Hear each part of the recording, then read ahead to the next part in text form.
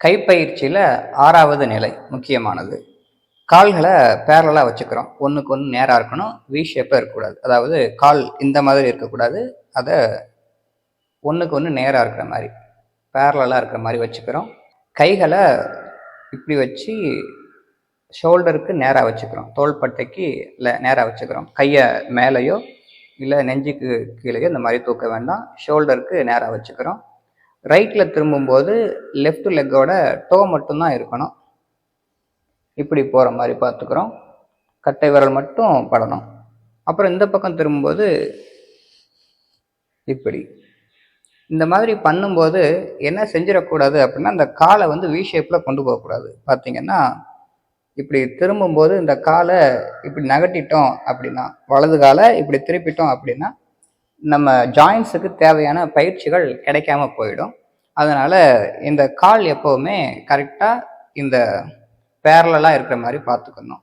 Left right திரும்பும்போது கால் இப்படி முட்டி மடக்கக்கூடாது, முட்டி நேராக இருக்கணும், முழங்கால் நேராக இருக்கணும். ரெண்டு கால்லையும் முட்டி மடங்காமல் பார்த்துக்கணும். இப்படி மடக்கி செய்யக்கூடாது, செய்யும்போது இப்படி நேராக இருக்கணும்.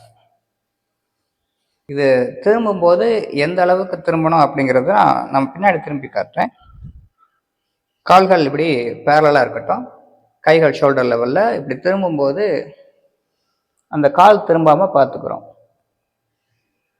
இந்த பக்கம் திரும்பும்போது இங்கிட்டு, அதாவது கேமராவை பார்த்துக்கிறோம். இப்படி 360 டிகிரி ரொட்டேட் பண்ணுற மாதிரி நம்ம பார்த்துக்கிறோம்.